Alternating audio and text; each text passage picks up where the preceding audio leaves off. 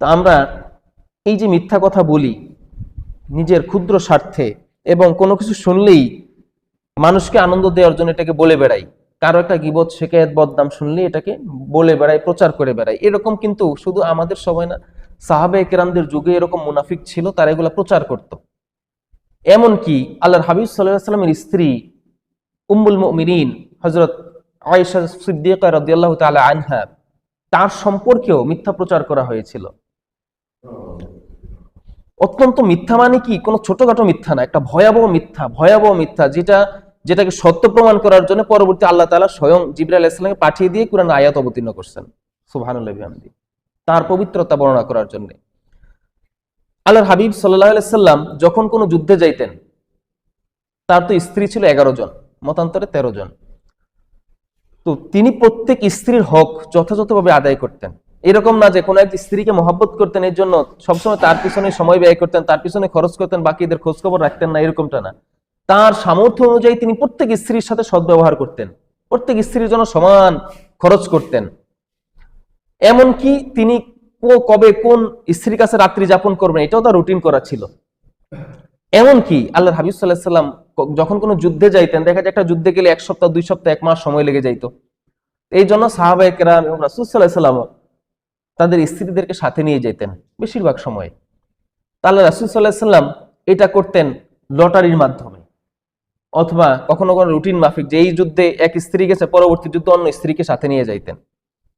তো কোন এক যুদ্ধে আল্লাহর হাবিব সাল্লাল্লাহু আলাইহি সাল্লাম আয়েশা সিদ্দিকা রাদিয়াল্লাহু তাআলা আনহার শিডিউল আসলো, তো তাকে নিয়ে যুদ্ধে গেলেন। যুদ্ধে যাওয়ার পরে যুদ্ধ যখন শেষ হওয়ার পরে কাফেলা সহ, তখন পর্দার আয়াত নাজিল হয়েছে, পর্দা ফরজ ছিল, এর আগে পর্দা ফরজ ছিল না এক সময়। তো নারীদেরকে যখন যুদ্ধে নিয়ে যাওয়া হইতো, তখন তাদের উটের পিঠে হাওদা ঝুলানো হইতো এবং এটাকে পর্দা দিয়ে ঢেকে দেওয়া হইতো, ছোট্ট ঘরের মতো আর কি, এক কথায় ছোট্ট একটা ঘরের মতো হালকা পাতলা, এটাকে পর্দা দিয়ে ঢেকে দেওয়া হইতো। এটার মধ্যে মহিলারা অবস্থান করতেন উটের পিঠেই। তো আয়েশা সিদ্দিকা রাদিয়াল্লাহু তাআলা আনহারও এরকম একটা উটের পিঠে তাকে আরোহণ করানো হলো, তিনি ঘরের মধ্যে ছিলেন। তো আল্লাহর হাবিব সাল্লাল্লাহু আলাইহি সাল্লাম এবং ওই যুদ্ধের কাফিলা যখন ফেরত আসছিল, আসার পথে এক জায়গায় রাত্রি যাপন করার জন্য তারা তাঁবু গাড়লেন, ওইখানে রাত্রি যাপন করার জন্য। একটু মনোযোগ দিয়ে শুনবেন। তো রাত্রিবেলা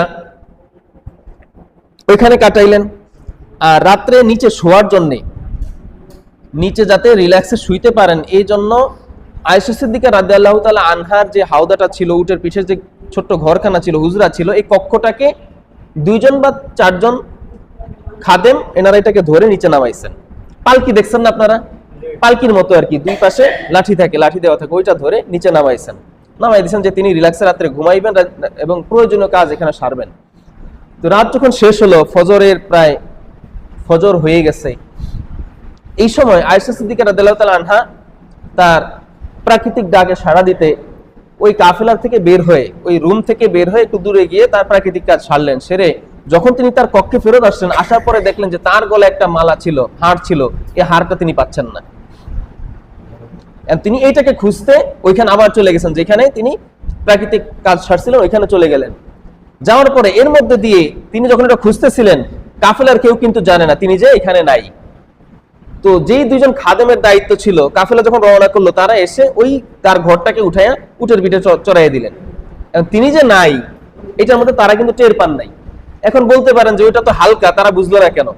কারণ হলো আয়েশা সিদ্দিকা রাদিয়াল্লাহু তাআলা কিন্তু বয়সে ছোট ছিলেন। তার বিয়ে হয়েছে কয় বছর বয়সে? 8 বছর বয়সে, বা মতান্তরে 6 বছর বয়সে। একটা 6 বছর বয়সের বাচ্চার ওজন কতটুকু? তখন তার বয়সে তার একটু বেশি হয়েছিল, তিনি বয়সে ছোট ছিলেন। আর তার তখন মহিলাদের ওজনও কম ছিল। এক হাদিসের বর্ণনা, তাফসীরের বর্ণনা পাওয়া যায় যে মহিলাদের খাবারের সংকটের কারণে ওই সময় মহিলাদের ওজন কমে গেছিল। তাই ওনারা যখন পালকিটাকে, ঘরটাকে উঠিয়ে দিলেন উটের পিঠে, তারা টের পান নাই যে উনি এটার মধ্যে নাই। আর একটা পর্দা দিয়ে ঢাকা, ভিতরে উকি দিয়েও দেখেন নাই। তো ওই কাফেলা চলে গেল অনেক দূর। যাওয়ার পরে আয়েশা সিদ্দিকা রাদিয়াল্লাহু তাআলা আনহা যখন ওইটা খুঁজে ফেরত আসলেন, এসে দেখলেন যে তার কাফেলা এখানে নাই। এখন তিনি কি করবেন? তিনি চিন্তা করলেন, আমি এখান থেকে আর সামনে আগানো ঠিক হবে না, যদি পথ হারাই ফেলি তাহলে সমস্যা হবে। এই জন্য তিনি ওইখানেই বসে রইলেন, পর্দা ঢাকা আছে। এই অবস্থায় ওইখানে একজন ব্যক্তিকে আল্লাহ রাসূল সাল্লাল্লাহু আলাইহি ওয়াসাল্লাম যখন কাফেলা চলে গেছে, চলে যাওয়ার পরে একজন ব্যক্তিকে ফেরত পিছনে পাঠিয়ে দিয়েছেন, যে দূরদর্শী ছিলেন তো আল্লাহ রাসূল সাল্লাল্লাহু আলাইহি ওয়াসাল্লাম, যে পেছনে আমাদের এই কাফেলার কোনো মালামাল ভুলে রয়ে গেল কিনা, কারো কিছু জিনিস খোয়া গেল কিনা, রেখে আসছে কিনা ওইখানে, এটা দেখার জন্য পাঠিয়ে দিয়েছেন। তো আয়েশা সিদ্দিকা রাদিয়াল্লাহু তাআলা আনহা ওইখানে যে বসেছিলেন, পরে এক পর্যায়ে তিনি কাত হয়ে শুয়েছেন, ক্লান্তি, সারা পথে সফর করছেন, তো ওই অবস্থায় এখানে শুয়ে পড়ছেন, ওই শোয়া অবস্থায় তিনি ঘুমিয়ে গেছেন। এর মধ্যে ওই ব্যক্তি খোঁজার জন্য যখন আসলো, সে যখন আয়েশা সিদ্দিকা রাদিয়াল্লাহু তাআলাকে দূর থেকে দেখলো, দেখেই কাছে আসছে দেখার জন্য যে কে হইতে পারে এই লোকটা। তো আয়েশা সিদ্দিকা রাদিয়াল্লাহু তাআলার মুখ থেকে নিকাব সরে গেছে, ঘুমন্ত অবস্থায় ছিলেন বাতাসে অথবা এমনিতেও এটা সরে গেছে নড়াচড়ায়। তো তিনি এসে যখনই দেখলেন যে আয়েশা সিদ্দিকা রাদিয়াল্লাহু তাআলা আনহা, তিনি চিনে ফেলছেন, তাকে দেখেন নাই বড় হওয়ার পরে, পর্দা ফরজ হওয়ার আগে তাকে দেখছেন, ওই হিসাবে তিনি ধরে নিয়েছেন ইনি আয়েশা সিদ্দিকা রাদিয়াল্লাহু তাআলা আনহা। দেখেই তিনি ইন্না লিল্লাহি পড়ছেন, ইন্না লিল্লাহি ওয়া ইন্না ইলাইহি রাজিউন, মানে হায় এটা কি ঘটলো, রাসূলের স্ত্রী এখানে একা রয়ে গেলেন, এখন এনাকে নেবে কে নিয়ে যাবে। তখন সে তার যে উট ছিল সেই উটের উপরে আরোহণ করে তাকে নিয়ে গেলেন। নিয়ে যাওয়ার পরে এই যে মুসলমানদের মধ্যে মুনাফিক ছিল কিছু, আর এই মুনাফিকদের মধ্যে একজন সেরা মুনাফিক, যাকে রইসুল মুনাফিকিন বলা হয়, সমস্ত মুনাফিকদের সর্দার, ইসলামের জঘন্যতম ক্ষতি করছে। মুনাফিক, নিফাক দুই প্রকার। নিফাক মানে হলো কপটতা, ভিতরে একটা বাহিরে আরেকটা, এটাকে বলে নিফাক, কপটতা, বাংলায় বলে কপটতা। এটা দুই প্রকার, একটা হলো আমলি, আরেকটা হলো ইতিকাদি। কাজের মধ্যে যদি কেউ মুনাফিকি করে, তার ঈমান যায় না, সে কবিরা গুনাহ করে, যেমন মিথ্যা কথা বললো, তারপরে গালিগালাজ করলো, আমানতের খেয়ানত করলো, এই কাজগুলো করার মাধ্যমে সে মুনাফিক হয়, কিন্তু কাফের হয় না। কিন্তু বিশ্বাসগত নিফাক, যেটা অন্তরে বিশ্বাস করলো আল্লাহ নাই, রাসূল নাই, এগুলোকে বিশ্বাস করি না, ইসলামকে বিশ্বাস করি না, দ্বীনকে বিশ্বাস করি না, কোরআনকে বিশ্বাস করি না, কিন্তু বাইরে প্রচার করে বেড়ালে আমি ঈমান আনছি, এটাকে বলা হয় নিফাকে ইতিকাদি, বিশ্বাসগত নিফাক। এটা এই মুনাফিক যে সে কাফের, বুঝতে পারছেন? কাজে কর্মে মুনাফিক হলে সে কাফের হয় না, কিন্তু বিশ্বাসগত মুনাফিকি যদি থাকে তাহলে সে কাফের।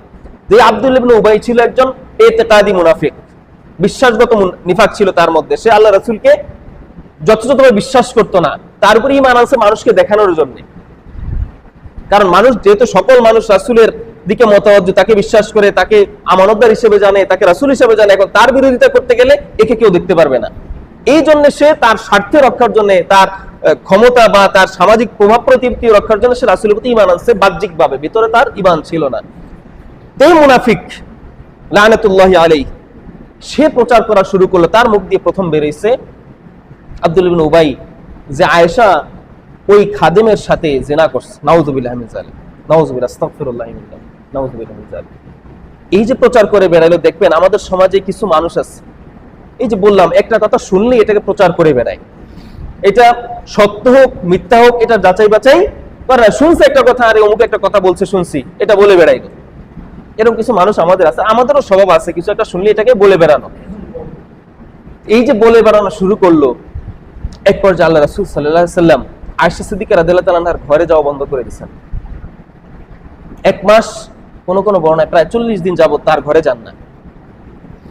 রাসূল একটু কষ্ট পাইছেন, মনে দুঃখ অনুভব করছেন, যদি আয়েশার প্রতি তার বিশ্বাস ছিল, কিন্তু এই যে একটা কথা প্রচার হয়ে গেছে, এখন তিনি অপেক্ষায় ছিলেন যে আল্লাহর পক্ষ থেকে এটা ফয়সালা আসুক, এই পর্যন্ত তিনি অপেক্ষায় ছিলেন, এই জন্য আয়েশার ঘরে তিনি যান নাই। আয়েশা সিদ্দিকা রাদিয়াল্লাহু তাআলা সফর থেকে এসে আবার অসুস্থ হয়ে পড়ছেন, তিনি আর জানেন না যে বাহিরে এত কিছু ঘটনা ঘটে গেছে, কারণ বাইরের লোকের সাথে তার যাতায়াত, তিনি ঘরে অবস্থান করতেছিলেন, অসুস্থ হওয়ার কারণে বিছানাগত ছিলেন, তো তিনি আর এসব খোঁজখবর রাখেন না। তো হঠাৎ করে একদিন তার এক খাদেমা তার কাছে আসলো, এসে এই ঘটনা বলল, কোন একটা প্রসঙ্গে এই ঘটনা বললো। আয়েশা তো এই ঘটনা শুনে কান্না করতে করতে দিশাহারা হয়ে গেছেন, সারাদিন সারা রাত কান্না করছেন। এক পর্যায়ে তিনি তার বাবার বাড়ি রাসূল সাল্লাল্লাহু আলাইহি ওয়াসাল্লাম একদিন হঠাৎ করে তার বাসায় আসছেন, ঘটনাক্রমে আসার পরে তার থেকে অনুমতি নিয়ে আবু বকর, তিনি ছিলেন আবু বকরের কন্যা, আবু বকর রাদিয়াল্লাহু তাআলা বাসায় গেছেন, গিয়ে তাদের কাছে এটা বিষয়ে পরামর্শ করলেন। তখন আবু বকর তাকে ধৈর্য ধরতে বললেন।